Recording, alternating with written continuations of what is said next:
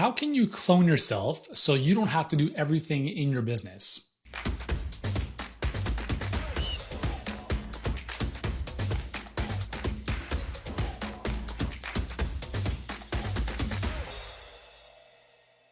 Hey guys, what's going on? Yuri Elkaim here, CEO and founder of Healthpreneur. We help health professionals get clients and scale their businesses online. And I've had half a dozen conversations this week about this very topic, i.e., how do I train my coaches to better train my clients with their sales ability? Or how do I replicate myself so I don't have to do all my sales calls? Or how do I replicate myself so I don't have to do all the coaching and delivery on the back end because I'm going to burn out, et cetera, et cetera, et cetera. How do I find someone who can write ad copy for me so that I'm not the only linchpin in the company who can share my messaging? Okay, so those are like 4 examples of questions that have come across my path this week. And the thing is, the answer is the same in every situation. So the beautiful thing about business is that business is a collection of systems that produces a profit for the owner in the service of other people. So that's my definition of a business. A business is not you doing the work. That's a job. So the thing is, in your business, you could have jobs. So for instance, like right now, as I mentioned before, I've recently taken over our ad account, which means I'm running all of the ads myself. And it's actually pretty enjoyable, but it's a job.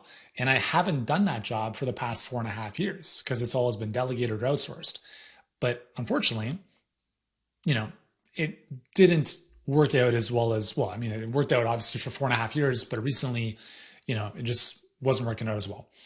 So I took ownership of it, and that is not, so here's the thing is if I'm, pruning our ads and managing our ads on a daily basis, and because we spend a lot of money on a daily basis, there are certain things that have to get done every day. Otherwise, we're going to waste a lot of money. If I'm not at my computer at certain times of the day, that stuff doesn't get done. That's not a business. Okay. So that's not something that I can sustain, nor do I want to sustain forever, which is why there are certain aspects of the business that you'll always want to step away from. Because if you can't step away from them, you never have freedom. And I think entrepreneurs, we all want freedom of time, freedom of location, freedom of money, freedom of relationships, pretty much to do what we want, when we want, where we want, with whom we want, right? So you have to understand that within a business, there are aspects of your business that might still be a job, right? So like when you're starting off, your job might be running your own ads, writing your own ads, doing your sales calls, coaching your clients. Those are all jobs to be done in the business. So if you think of each of those jobs as a potential hire eventually, you want to think of, all right, so how do I get someone to do what I do, hopefully better, but maybe not, just 80% is good, so that I never have to do it again. Because that's ultimate freedom. And I'll tell you, in the world of coaching and the world of like service, the 2 levers that are going to give you the most amount of freedom are going to be sales and delivery. So if you are a practitioner or a coach who spends all of your time, if you're the only one who is able to coach your clients, then all of your time, all of your coaching, all of their receiving of the value comes from your time. That's a very slippery slope. And that's why so many coaches and practitioners in general are burnt out, because the model is go to the clinic, get an adjustment. It's time, right? Let's say you're the chiropractor doing the adjusting. It's your time. So what I'm sharing with you here is like, you can just replicate this if it's brick and mortar, or replicate this if it's online. So here's the feedback is if you're looking to train a coach in doing what you want to do, and I'll share some of my stuff, how I kind of moved out of doing everything myself. There's 3 things you have to really understand. Number 1, there needs to be training. There needs to be a curriculum that any new person coming into this role is going to follow. So there needs to be curriculum. There needs to be a playbook, an SOP, standard operating procedure, somewhere along those lines, unless you're hiring someone who's crushed it already in this area, who they're going to come in and tell you how to do things. But most of you guys watching this are probably not at that point. So you're going to be bringing in someone who might be, at the same level, maybe a little bit junior to you in terms of their expertise relative to what you've been able to master. So let's talk about the coaching delivery side. You are the expert, you're the technician, you know your craft better than anyone else. So now you're going to bring someone in and support you on that. Where a lot of health professionals run into a roadblock is they don't think anyone else can do what they do as well as they can. And that's a great story to hold on to if you never want to have any freedom. So you have to be okay with separating yourself from that story and saying, okay, maybe that's true, but what if it weren't? What would I have to do to train up, cultivate, coach whoever comes into this role to the level where they could be almost as good as me?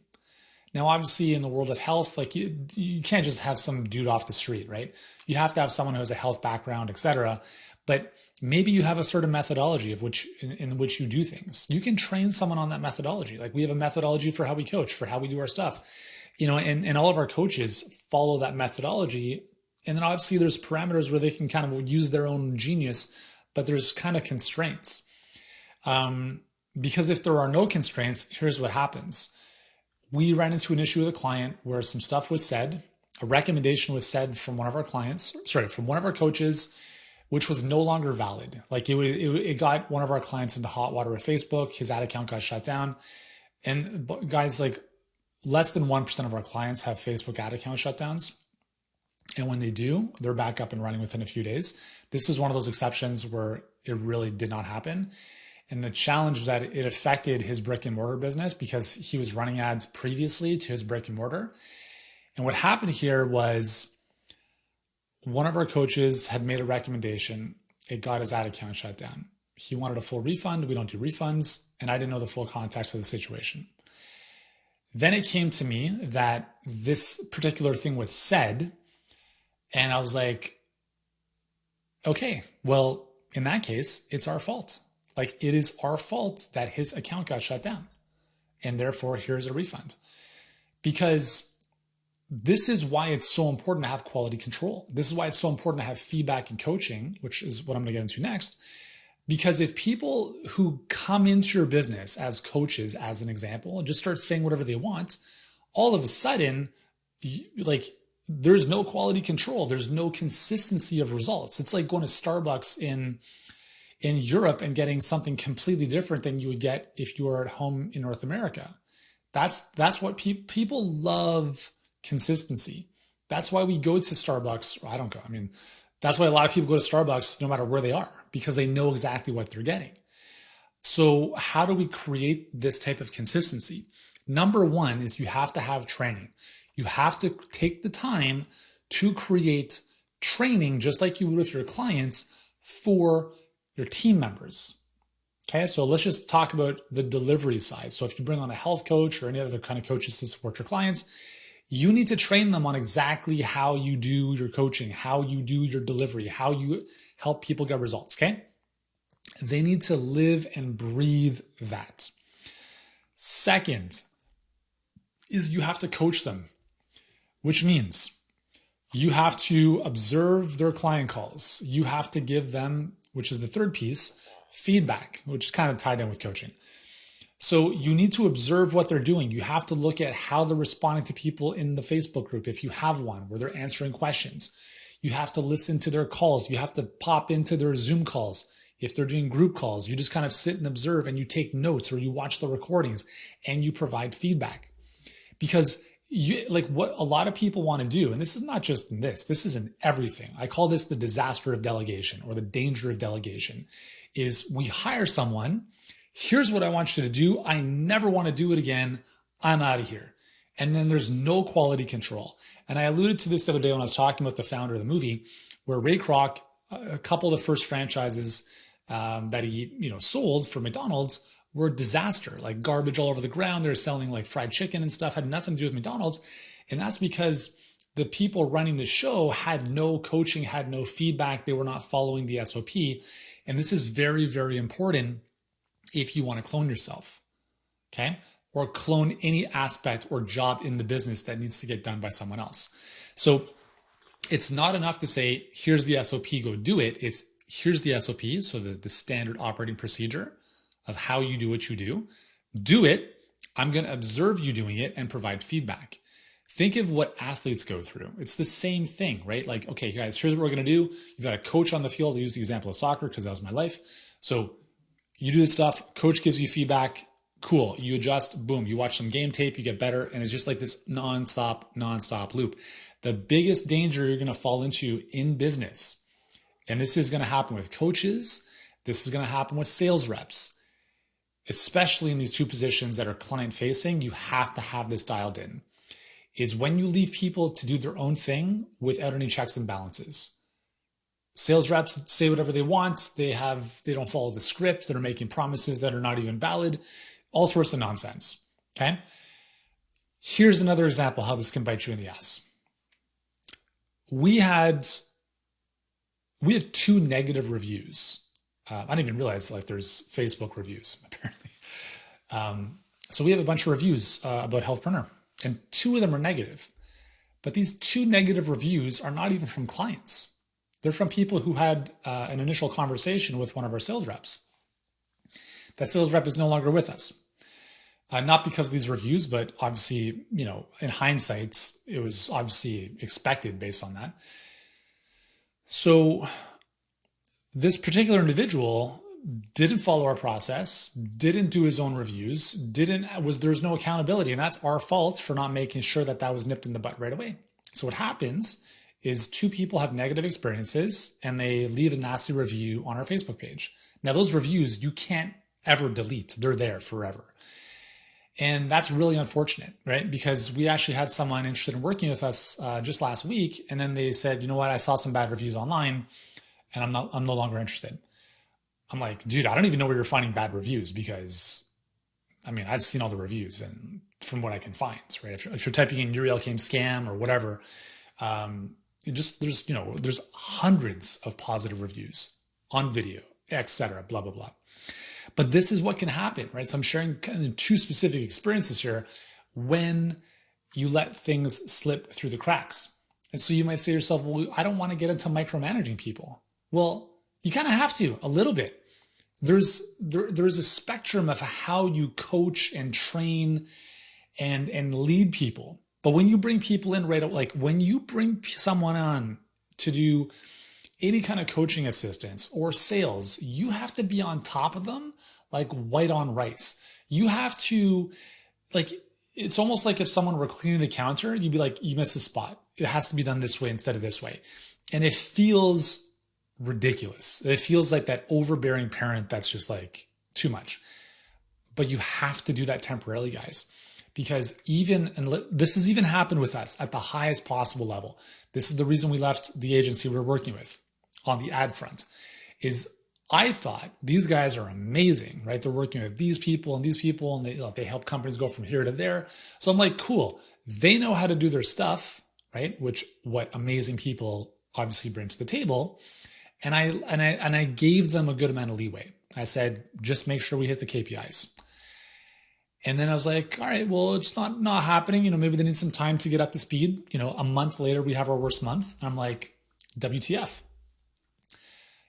In retrospect, what should have happened is I should have treated them like I treat a junior level team member. Is every single day, I need you to show me what's getting done. We're going to provide feedback. I want to show me what's happening. Show me the process. Give me transparency and visibility about what it is you're doing. And listen, I don't like doing this stuff more than anyone else. I am very task oriented. I am not people oriented. I don't like managing people. I don't like dealing with all this shit. But you have to have a phase where you have this immersion of training, coaching, feedback to ramp someone up to the point where you don't have to do that anymore. Now, you're still going to have checks and balances in place over time, right? Maybe it's once a week, you have a one-on-one. There's obviously going to be metrics and numbers that they're reporting, so they're accountable to that stuff. But if you do not have this rapid on-ramp immersion, full-on coaching feedback daily for the first, I'd say, anywhere from 1 week to maybe up to a month, depending on the person's expertise or level of experience, you're going to run into some major issues. And I see this happen on the sales front. It's happened to me. Obviously, it's happened to like every friggin' person on the planet, especially in sales, especially in coaching, especially client-facing roles. So when you're looking at cloning yourself, right, cloning a job that needs to get done, is number one, you have to clarify exactly what the process is, right? So if you have a sales script, here's the script, right? Go through it. And if you have, like, for instance, for us, our whole team on the sales side has access to the same training that our clients do, Sales Mastery Academy. It's a whole portal that I've created, and we train and we review, and our clients and our team go through that every single day because they have to constantly be training up every single day. On top of that, there's role plays, there's call reviews. Our sales director is obviously overseeing all that stuff. And it sounds like a big operation, and it kind of is to some degree, but I'll tell you this, what's an even bigger operation is doing everything yourself until you can't do anything anymore. And that's not worth it. The way I look at this is every minute I invest with my team is buying me 10 minutes back in the future or 10 hours back in the future. I am okay spending time up front with the right people who are willing to learn, who are proactive, who are reaching out for help, who are showing progress, because I know that that individual is going to produce results independent of my involvement. So that, for instance, going back to the ad account, instead of me being in the ad account every day doing stuff, I can be off the grid for a month, and I know that these specific parameters are being met because of how this person has been cultivated with coaching, feedback, training, etc. But you can't expect someone to come in, and this is going to go very important as well with your messaging. If you want people to write your stuff, like your ads, your emails, your social posts, don't expect that to happen in the first couple of weeks. That is again, they have to study your stuff. They have to watch your videos if you do video. They need to live in your head. How do you do that?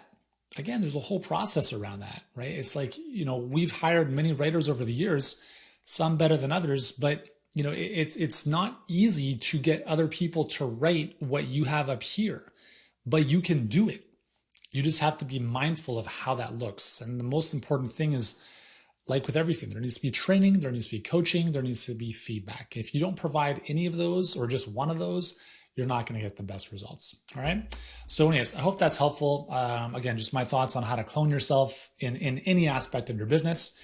And remember that people will be your number one problem. They will also be your biggest assets. If you want freedom in your life, you have to have systems and you have to have the right people in place. And once you have those two dialed in, you'll create everything you want in life and in your business. All right, guys, if you've enjoyed this, you know what to do. Subscribe to the channel, give it a thumbs up. And remember to just keep watching my other videos. There's tons of stuff here. Just enjoy them, and look forward to seeing you soon. Ciao.